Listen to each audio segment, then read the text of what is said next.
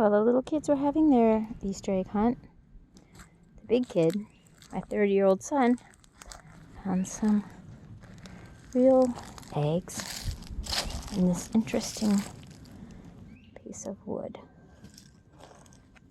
An old, it looks like a cypress. Oh, there goes the mommy. And there's the eggs.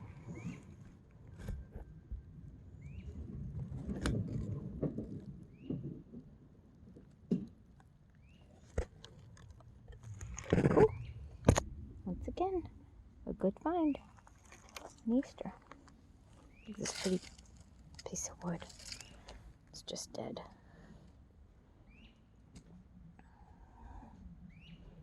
Dead old tree.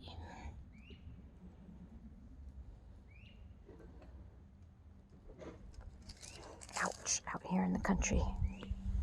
That thing is poking me. Ow!